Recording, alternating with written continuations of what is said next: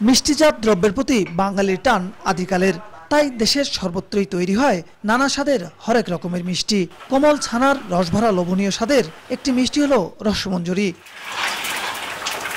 রসমঞ্জরি তৈরির উপকরণে থাকে গরুর খাঁটি দুধ, চিনি, দুধের ছানা ও ছোট এলাচ। প্রথমে গরুর দুধ জাল দিয়ে ঘন ক্ষীর তৈরি করা হয় এবং তাতে পরিমাণ মতো মেশানো হয় চিনি।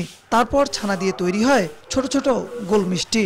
পরে চিনির শিরায় জাল দিয়ে বাদামি রং হলে শিরা ঝরিয়ে রসগোল্লার সেই ছোট মিষ্টিগুলো ক্ষীরে মিশিয়ে ঠান্ডা করে তৈরি হয়ে যায় রসমঞ্জরি। তারপর পাত্রে পরিবেশন করা হয়। আমাদের এখানকার রসমঞ্জরি অনেক স্বাদনীয়। তারপরে আমাদের রসমঞ্জরি বিভিন্ন জায়গায় দেশে যায়, দেশের বাইরে যায়। আমাদের এই জায়গার রসমঞ্জরি অনেক সুস্বাদ আর এবং বামনডাঙ্গা, পীরগাছা, অনাদানগর, কাউনিয়া সব জায়গায় মনে করো বাইরে চলে যাচ্ছে। সব জায়গায় দেশের বাইরে, ঢাকা, ঢুকে কুমিল্লা, চিটাগাং সব জায়গায় যাচ্ছে আমাদের রসমঞ্জরি।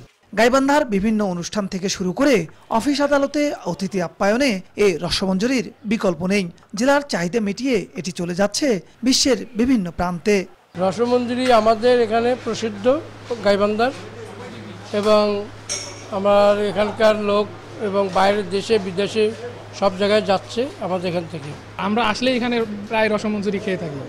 আর কথা হচ্ছে এখানকার মতো স্বাদ আপনি কোথাও পাবেন না।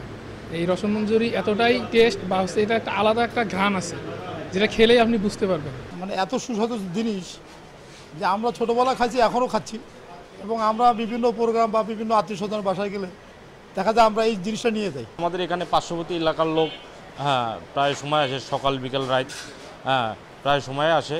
আবার বাইরে দেখা যাচ্ছে ট্রেনের যাত্রী এখানে বামনডাঙ্গা, পীরগাছা, আবার বনরপাড়া, বগুড়ার যাত্রী, ওনারা আসলে আমার এখানে আসে, রসমঞ্জরি খায় এবং পার্সেল নিয়েও যায় বাইরে, নিয়ে আত্মীয় বাড়ি আমার এখান থেকেই নিয়ে যায়।